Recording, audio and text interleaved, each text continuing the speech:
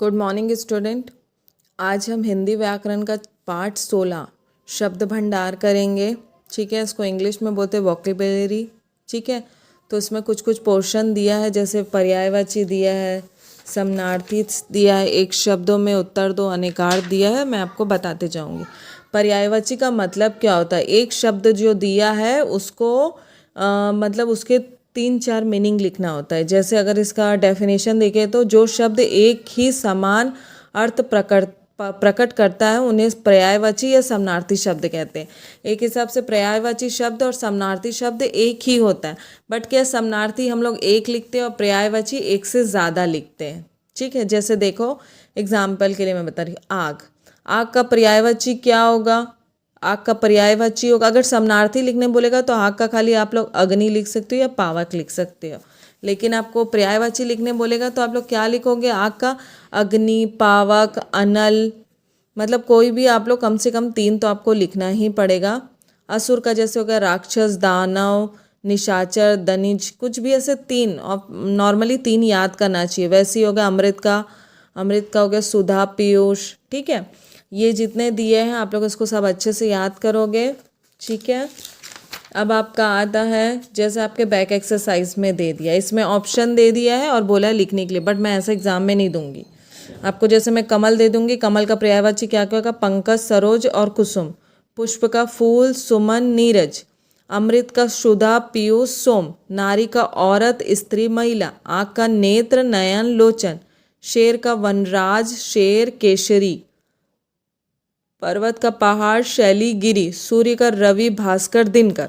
ठीक है, इसमें लिखा है कि सभी पर्यायवाची सामने सही लगाना और गलत के सामने गलत का निशान। जैसे आग का क्या क्या पर्यायवाची होता है? ज्वाला होता है, अग्नि भी होता है, पावक भी होता है, मतलब ये तीनों सही है। बादल का मेघ भी होता है, घन भी होता है और जलधर भी होता है, ये भी सही है। भवन का क्या? घट नहीं होता है, गृह होता है, सही है। सदन होता है, सही है। तो ये बोलना चाहिए गृह और सदन के सामने राइट लगाओगे, घट के सामने रॉन्ग लगाओगे। दुनिया का संसार भी होता है, विश्व भी होता है, जगत भी होता है, तीनों के सामने राइट लगेगा। मानव का मनुष्य भी होता है, मानव भी होता है और व्यक्ति भी होता है, इसके अकॉर्डिंग ये भी सही है।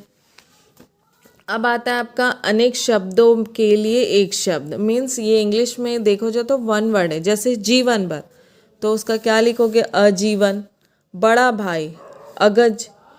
ये सब जो पोर्शन है आप लोग इसको एकदम अच्छे से याद करोगे। ठीक है, ये सब आप लोग के एग्ज़ाम में आएगा, ये सब बताने की ज़रूरत नहीं है मुझे, बट तब भी एक वीडियो बनाकर बता रही हूँ। ठीक है, अब इसका हम लोग बैक एक्सरसाइज देख लेते हैं। बैक एक्सरसाइज क्या है? प्रत्येक शब्द समूह के लिए शब्द लिखिए। मीन्स ये क्या है? अनेकार्थ में एक अर्थ, मतलब एक शब्द में उत्तर दे। भाषण देने वाला क्या कहलाता है? वक्ता। नीचे लिखा हुआ निम्नलिखित। बिना वेतन के काम करने वाला अवेतनिक। जो कभी बूढ़ा ना हो अजर। जीवन भर आजीवन। बहुत बोलने वाला वाचाल। जो नीति से संबंध रखे नैतिक। जिसने ऋण ले रखा हो ऋणी। पिता से प्राप्त धन आदि पैतृक। रोजाना होने वाला दैनिक। ठीक है, इसमें भी वैसे दिया है, सही शब्द के सामने सही का निशान लगाइए। जैसे उपकार को याद रखने वाला कृतज्ञ होता है, कृतज्ञ नहीं होता। विदेशों को माल भेजने वाला आयात होता है कि निर्यात होता है? तो निर्यात होगा। परीक्षा लेने वाला परीक्षार्थी की परीक्षक, तो होता है परीक्षक। परीक्षार्थी का मतलब देने वाला। मीठा बोलने वाला मातृभाषी या मितभाषी? तो मातृभाषी आएगा। ईश्वर में विश्वास करने वाला नास्तिक की आस्तिक? आस्तिक। ईश्वर पर जो विश्वास नहीं करता वो नास्तिक होता है।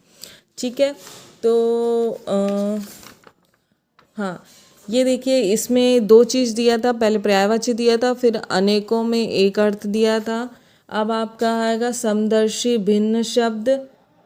इसको मत करना, ठीक है, इसकी ज़रूरत नहीं है। ये जो एक अनर्थ शब्द है इसको आप लोगों को करना पड़ेगा।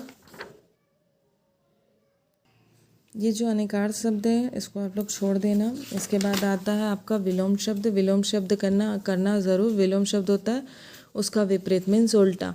विलोम का अर्थ प्रकट करने वाले कुछ शब्द को विलोम शब्द कहते हैं। मतलब अगर पास है तो उसका उल्टा क्या होगा? दूर। समानार्थी का मतलब होता है पास का अगर हम लगाएंगे तो नज़दीक, मीन्स जो उसका सेम अर्थ निकालते हो। और विलोम शब्द का होता है उसका उल्टा। जैसे ये देखो अनाथ का क्या होगा, सनाथ, ये चीज़ छोड़ दो। अमर का मृत्यु हो जाएगा, मृत्य लिखा है। जैसे यहाँ देख लो आप लोग, अधिक का कम लिखा, अनुकूल का प्रतिकूल लिखा, आस्तिक का नास्तिक लिखा, मीन्स जो पूरी तरह से अपोजिट होता है। जैसे आपके बैक एक्सरसाइज में दिया है, निम्नलिखित शब्दों में विलोम शब्द लिखिए।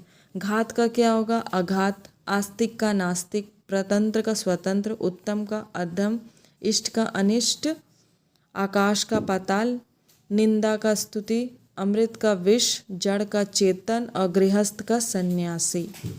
ठीक है, आपका यहाँ चैप्टर 16 कंप्लीट होता है। आप लोग इसकी अच्छे से तैयारी कर लीजिए। Thank you.